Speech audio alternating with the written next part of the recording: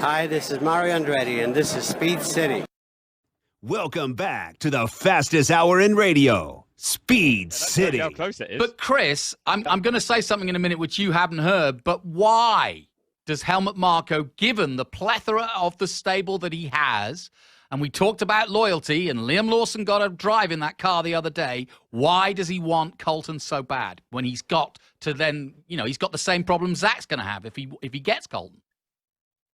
Well, he hasn't really got the problem in the sense that clearly it's lined up with AlphaTauri for Gasly to go to, with Alpine for Gasly to go there. That would, you imagine, bring some money in to AlphaTauri and Red Bull. And Gasly's not getting promoted to the Red Bull seat. But Colton could be good enough to perform well in AlphaTauri and get a future Red Bull seat in a couple of years. That's what they want to find out. And don't forget, the title sponsor of that Red Bull team is Oracle. So an American driver in that car would be a match made in heaven with the sport growing if he's good enough. And what AlphaTauri is there to do is find out if he's good enough. All right, let me riddle you. Go ahead, Bob. Well, I was just going to say it ties into what we said in the pre-race show about, and Chris led this discussion about how IndyCar racing generally is undervalued in the point system that eventually grants a young driver a super license. I've seen it written that Red Bull is not happy with the status of their junior drivers, which is to your point, Jonathan. They don't think the guys in their stable are ready, but it appears that they think Colton Herta is the finished product, if you will. He is the best option available to them.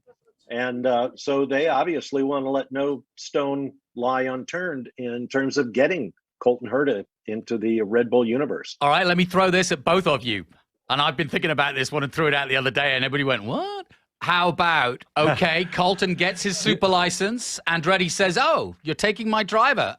And Helmut Marko and Dietrich say, you know what, Andretti, why don't you take over Toro Rosso stroke AlphaTauri and bring Colton Herta with you, and we'll give you our franchise with the money that you're bringing, the Oracle and the so forth, and Red Bull's second team becomes Andretti's team with partnership with Red Bull, because their 50% partnership with Porsche looks as though it might have gone south. How about that? And what did you say about the second driver?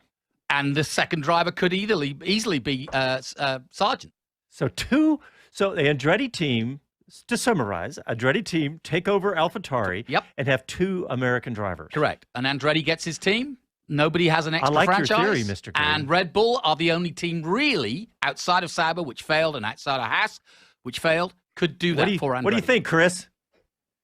I think we're getting a bit carried away, chaps. I can see the logic. I've actually, earlier this week, I kind of had that logic put to me, and a few people say, well, you know what, this all adds up. Don't forget as well, Andretti and IndyCar, powered by Honda. Yep. Currently, AlphaTauri running Red Bull powertrains, which are Honda badged or rebadged Hondas. And Honda are considering their involvement, how much they get involved, whether even they could take over a team or what they could do with being so successful right now. But then I did put that to someone with good knowledge of the situation and around Colton. And they said, no, they think this is totally independent of any Andretti entry. And all of that would be much bigger picture that would take a lot longer. And they hadn't really heard much on that front. They think this is a straight driver interest thing. Helmut does like taking gambles on drivers. Yes, he does. He likes to give them chances, and he hasn't been able to do that recently, has he? No. It's been the status quo. They've had Pierre for a long time.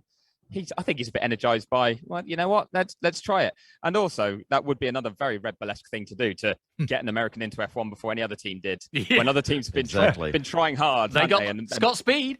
All right. Well, we are going to, when we come back, we're going to take a pause and digest all of this in our heads. And when we come back, we'll continue to break down what we think is the future. Back after these messages.